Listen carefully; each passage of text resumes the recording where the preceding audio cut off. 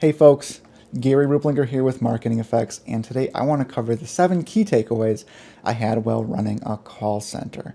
So real quick, my background before I started running an ad agency was actually a marketing director and then a director of business development for a couple different automotive groups. So my last stop, my job was to handle, we had about 13 people, give or take depending on depending on the day, but we handled about 4,000 leads every single month, and I had a lot of good insight into what actually helps leads convert better and some things you shouldn't be doing. So let's jump into it. 7 key takeaways, and I think you're going to get a lot of good information, even if you don't have a full-time call center staff. Can't even imagine hiring one person for that, or even a full-time sales staff. I think you're still going to get a lot out of it, and how you can better convert your leads. Number one is we focused on process.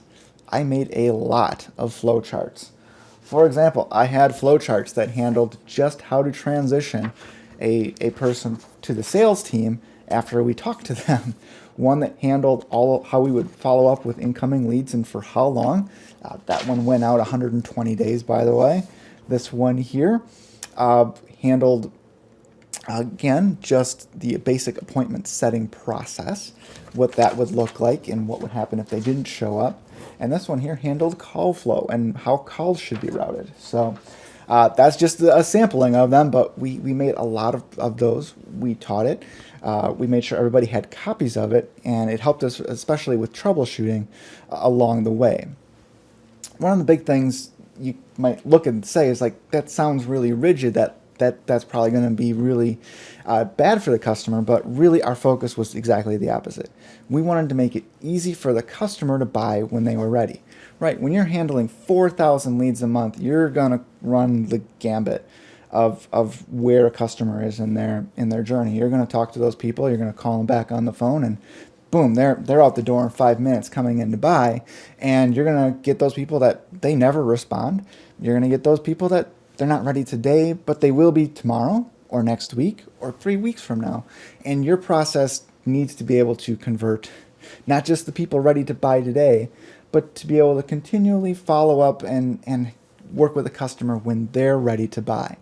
Right, most businesses, and ours was no exception, our sales team was great if a customer came in and was ready to buy today.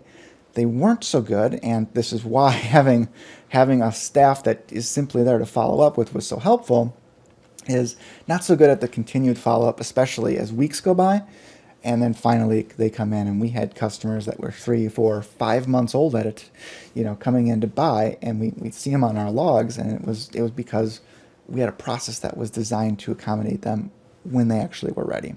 So one, you need process. You need to really think it through, and you know what? You're probably going to make mistakes on it at first. Go ahead and you can just kind of adjust, roll with the punches a little bit, and keep going.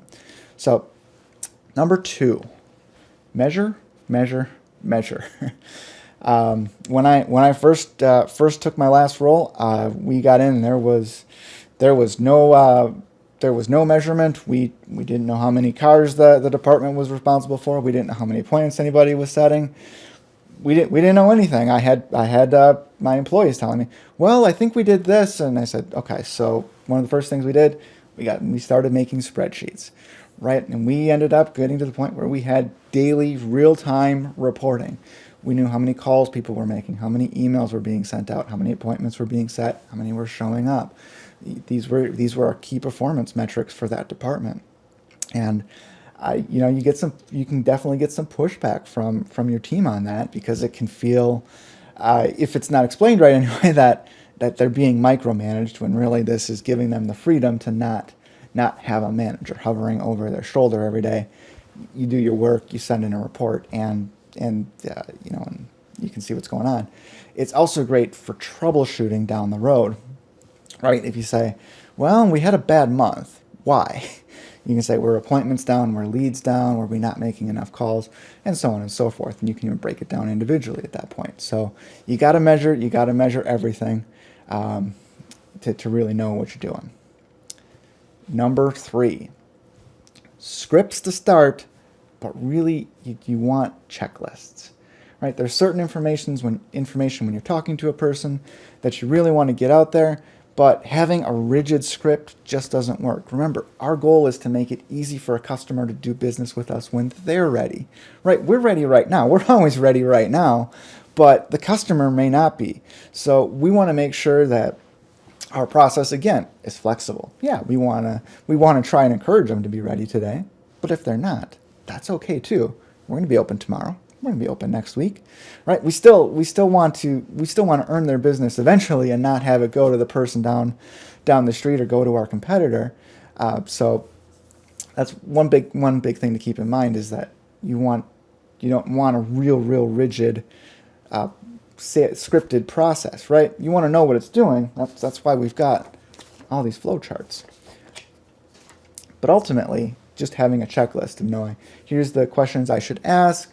I can ask them in different orders. We can get off topic a little bit, but I've got this checklist here to kind of bring me back to center, to kind of make sure I'm getting all the information that I know we're going to need to help them by, but we don't necessarily need to do it in a way that feels like we're interrogating them. So checklist's good. Scripts to start. You gotta kind of learn the process, but then checklists.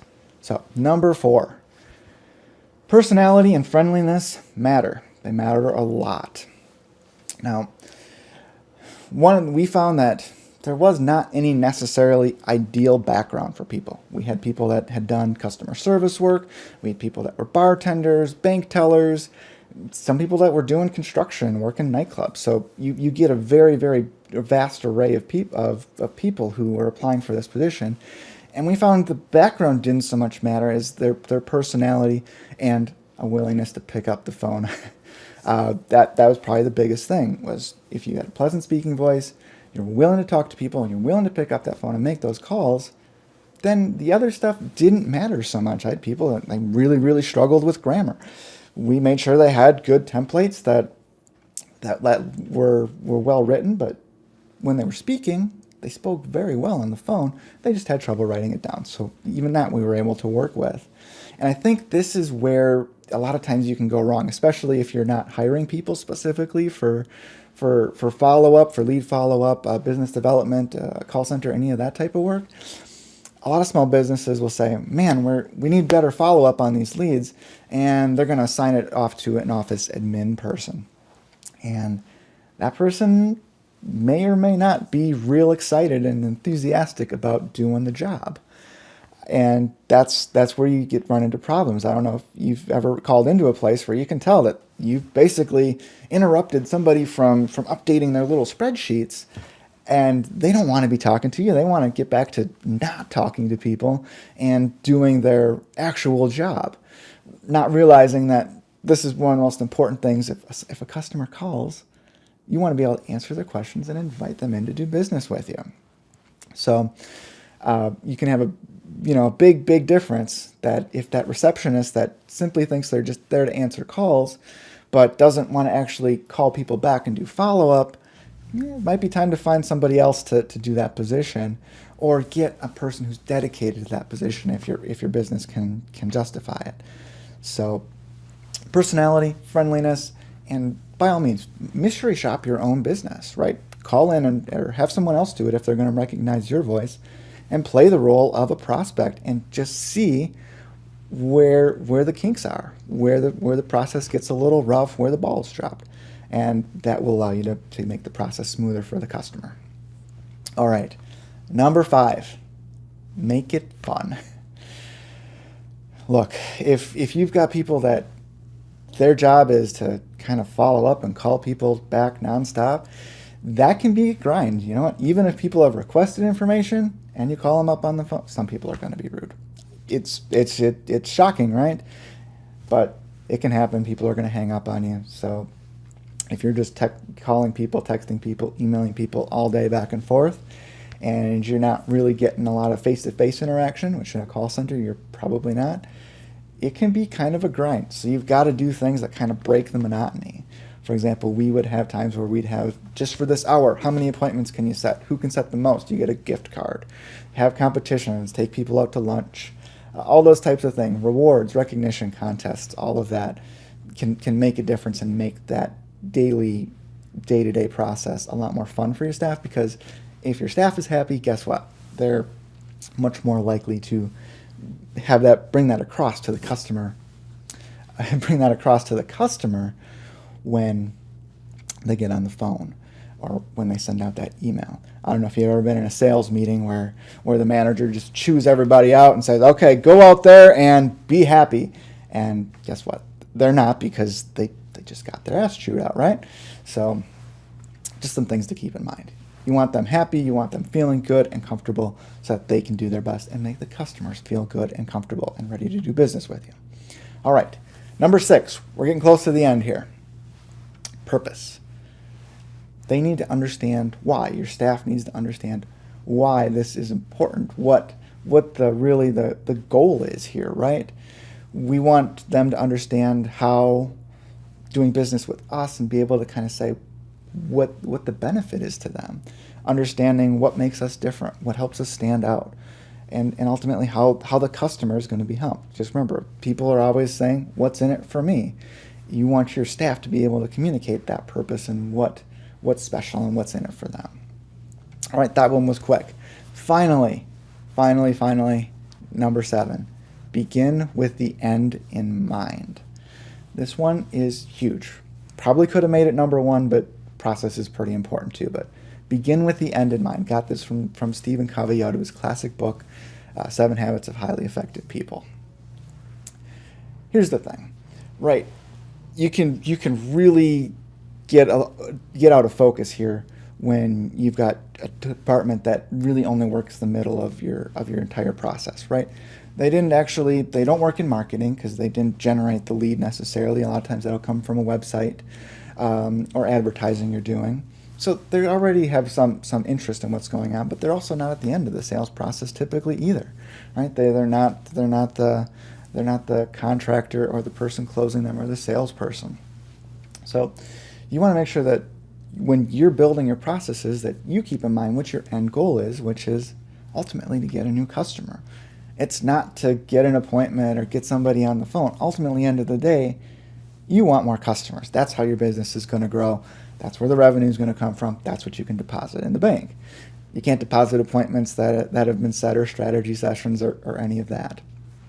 So you want to make sure that this whole department really is engineered for maximum sales, which is a little bit tricky. And this is where I'd say a lot of middle management really gets the wrong idea, right? I've had many managers, especially at locations, say, just set appointments. That's all we want you to do. Get them in the door. We don't care how you do it.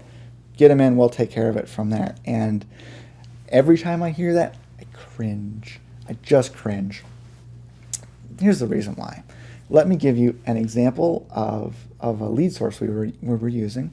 We had hired a company to do some Craigslist advertising for us. And during one of our monthly reviews, we asked, well, is there anything we can do to get the calls up? We'd like to sell more cars, right? That's the end goal, right? We're selling cars. We thought, okay, getting more phone calls means selling more cars. So they said, yeah, absolutely. We'll just take the prices off your listings and you'll get more phone calls. So for the next month, that's what we did. We took all the prices off the vehicles, and we saw a huge increase in phone calls. Our phone calls more than doubled. But at the end of the month, when we went back and looked at the data, we saw that our sales, the actual sales we got from those, had just fallen off a cliff. It had dropped by more than 50%. And when we started looking back at it, we found that instead of attracting the ideal prospect for us, somebody who was interested in the vehicle at the price we had it at, they just needed a little more information, or they wanted to set a time to come test drive it or see it or get a few more questions answered. We were simply getting people just kicking the tires. Hey, what's the price? Click. Thanks, click. That type of thing. They just wanted that. As soon as they got it, it was too high. They were just looking for the cheapest possible price, thinking they would just call it. But the person who was seriously interested, well, they don't have time to deal with all that. They just want to know the price, and then they want to ask their follow-up questions and come in and buy. So what we did is we went back, we put the prices back on, calls went back down again, And, the sales went back to where they were. And after a while, we actually made that one of our best sources of customers. But this is where if you focus just on one metric, that you're gonna get things all sorts of out of whack. I'll tell you one more story here, and then we'll kind of wrap things up. But one of the best departments we had, and this was when I was working as a marketing director, they had one of the lowest appointment set rates across all our different stores. And but here's the weird thing is almost all of the people who set appointments with them came in, and more than half of them actually left with a vehicle. So when you did all the numbers, they were the very top performing department across the whole company. Now, they did it, now, like I said, they set fewer appointments, but overall sales were higher because they did more to make sure that the customer had their questions answered, that they knew what was going on, that they had a pretty good idea what the whole process was going to be. So that might mean that, yeah, some people are going to say, yeah, I'm not interested, and they never set that appointment, and then the sales team gets crabby because they said, just bring them in and give us a chance. But by taking a holistic approach with the end in mind, we found that by doing it that way, answering questions and getting customer information, which is what the customers want. That's why they're contacting you, right? No matter what you're doing, that's why they're getting in touch, becoming a lead, is they have some interest, but they may not be ready yet. So begin with the end in mind, and you're going to find that department runs more smoothly. If you have multiple different layers in your sales process, you're probably going to find there's a little bit of pushback from different departments. But ultimately, that's your goal as the person running the company or the general manager or the business owner, is that ultimately at the end of the day, you just want more sales. You want more good, high-quality customers. So those are the 7 tips. I hope you enjoyed them. I know this video was a little bit long, so thanks for sticking with me till the very end here. If you need some help with your sales process and getting your customers to convert, please check me out at ultimatecustomerblueprint.com. That's www.ultimatecustomerblueprint.com. We'd be happy to put some marketing campaigns together for you, including a whole process to help you convert them better should you need it. Like I said, my name is Gary. I'm with Marketing Effects, and we'll see you again next time. Thank you.